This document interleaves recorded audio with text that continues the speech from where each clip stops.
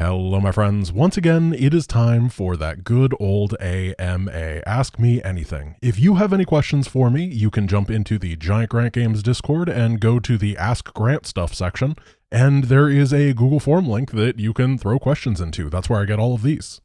Generally when I finish a mod or something like that and I don't really have anything planned and I just want a little bit of a break, probably to let my wrists rest, I answer a couple questions, so we're going to be doing that right now. First question is, do you play any trading card games or collectible card games? I really like card games, and historically I've played through a lot of them. At various points, I was a big player of Pokemon, Yu-Gi-Oh!, Magic, Hearthstone, and Dominion, as well as playing a lot of niche card games like Shadowverse, Gwent, Genius Invocation, Doomtown, and Keyforge. I used to really like having card games as like a secondary thing that I would do with whatever main game that I was playing at the time. However, it feels like nowadays they really want you to make the card game your main thing, and I can't really justify how much time it takes anymore. They all release way too many expansions for me to keep up with, and it's a lot. You've mentioned before that you dislike randomness in RTS games. Does this apply to things like Critical Strike, Bash, and Evasion from Warcraft 3? No, not at all. I think that if a game is designed from the ground up to have randomness in it, there is no problem. Then the impacts of that randomness tend to be very well thought through and accounted for. For example, in Warcraft 3, unit damage ranges are done on a Gaussian distribution. That means if a unit does 10 to 15 damage, it doesn't just roll a 6-sided die and then add 9 to it, but it has higher odds to be 11 or 13 and a really high chance to be the middle result of 12. There are also things you can do, such as adding internal cooldowns to proc-based abilities. Now, you make sure that it has a 15% chance over the long term, however, it cannot proc multiple times in a row with an internal cooldown. When you're honest on the tooltips about the percentage of the way that something works, but you are actively thinking of ways to make sure that it doesn't just random people out of the entire game, and you design your game around those systems, I think it is completely and totally fine. What I don't like is when randomness is pretty obviously thrown in for the sake of a band-aid solution to a problem. It tends to not have very much thought put into it, and as a result can create more frustration than anything. The high ground mischance in StarCraft 1 is a really good example, as there absolutely should be a benefit to being on the high ground, but the implementation of a 50-ish% mischance that can, proc infinite times in a row means that at some point strategically, you just have to accept that you're either going to get lucky or not. It averages out over many games to be fair, but it is very annoying in the moment when you miss a bunch of shots in a row against one unit that is one hit from dying. What's your favorite type of pizza? I'm not the world's biggest pizza fan, I've said this before, and I keep getting pizza questions. But if I had to pick, it would be a fresh margarita pizza. I like the clean and deliciousness of it without being a greasy mess. Actually, I think that just like good pizza oven fired pizza I do like, and it's the stuff that you get from like just a generic American pizza that I'm not a big fan of. Will I ever play part 2 of the Dark Story in StarCraft 2? The Dark Story is a custom campaign that is a ton of fun. It was made quite a while ago. It has, I think it's 2.5 campaigns. I don't know if the Terran campaign was ever finished. And I played through the Protoss campaign, and then on stream, I played through the Zerg campaign. And I also played what existed of the Terran campaign at the time. Now, I didn't upload the second campaign to YouTube, and the reason is that game was a minefield of copyright flags. There is a ton of audio that was inside of the game that they did not own, and I don't really mind that. However, it just means that I cannot upload it to YouTube because it is constantly getting flagged for everything, and I don't want to spend my entire life editing around automated copyright flags. If you had a really tiny burrito and could only put one ingredient in it, what would it be? I would make a J burrito. Sorry, why was this a question? You people are so weird. When can we expect Legacy of the Void Nightmare difficulty? Sooner than you would think. A while back on stream, you tried the Wings of Liberty with an AI ally mod, and it's gotten a huge update fixing a ton of the issues. Would you be interested in trying it again? Yes, absolutely. I really do like the idea of playing campaigns with a fun ally, and I'm excited at the prospect of a solid version. There were definitely issues before, however, from what I understand, the modder was willing to take feedback to heart and did a big revamp on a lot of the stuff, and I think that that is something worth respecting, and anyone that does that, I think deserves another shot. Where'd you study tactics, boy? I studied tactics at Portland State University. In StarCraft 1 and 2, which unit feels most fundamentally broken and which one is most balanced? So for the broken one, I'm going to go with the pre-remastered StarCraft 1 Valkyrie. The unit is actually pretty okay, but it had an issue for a long time where you could hit the sprite limit of 499 in the game, and then the Valkyrie just wouldn't fire its missiles. All units, buildings, death animations, and attacks were sprites in StarCraft 1, and the Valkyrie was hit really, really hard because it fired a lot of missiles. If you went over that limit, the missiles just didn't come out. Remastered, though, increased the sprite limit to, I think, like 1700. And the Valkyrie since then has actually seen some really legitimate use in some pro games, which is super cool. For the most balanced unit, I would go with the StarCraft 2 Mutalisk. Throughout the history of StarCraft 2, the Muta has always been a viable unit, but it's also not really been super broken.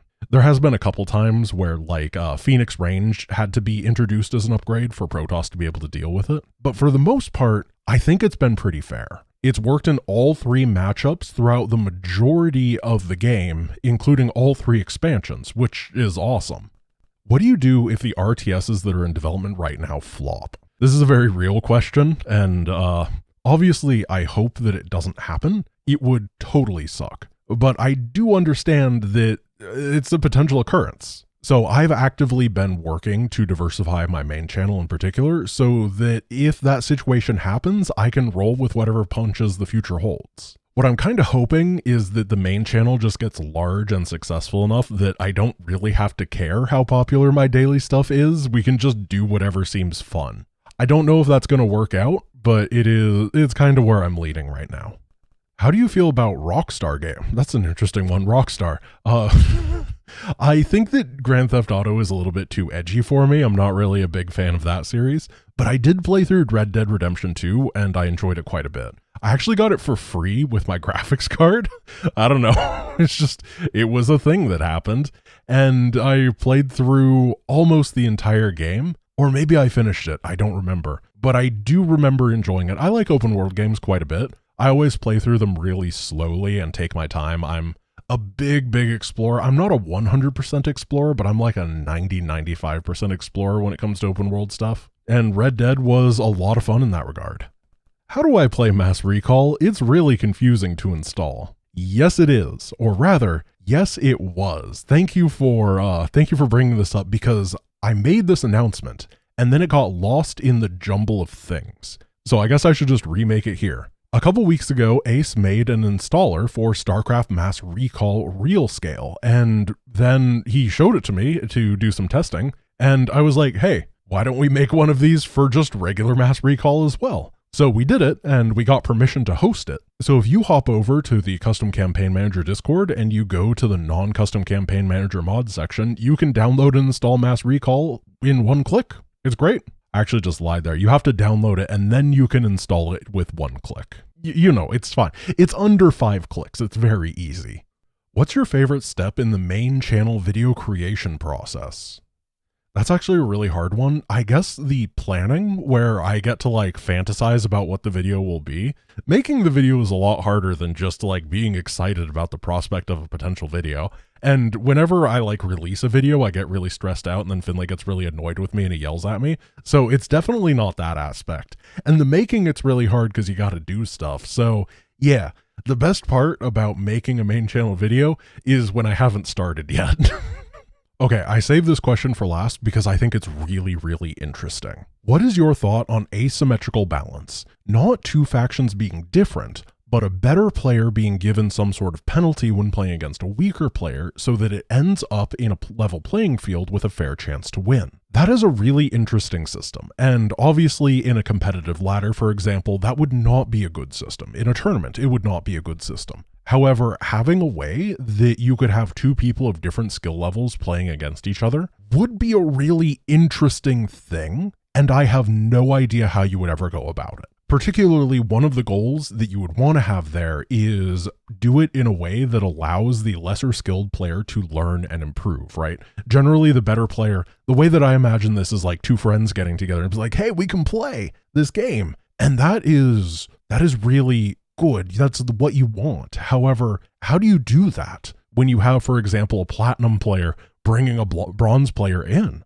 I don't know how you would possibly do that in a way that would actually improve the bronze player or even a silver player. So I'm actually going to say I don't know the answer to this, and I'm going to open up this forum to the YouTube comments. I want to hear your guys' opinion. Do you think that there's a good way to do this? And particularly, do you think there's a good way to do this that gives actual experience to the lesser skilled player so that they can improve as a player instead of just getting massive stat boosts? I think it's a really, really interesting question, and I don't think that any RTS has ever really solved it. I can give a bit of a piece of context though. The way that I used to play with my friends is Heart of the Swarm added this whole like suite of AI controlled commands. If you boot up a game and you have AI allies, you get this really nice group of things that you can control the AI to do. And it's actually really cool. And the way that we would play it is that he would load up his side with AI players and I would play against them. It would usually be him and 4 AI,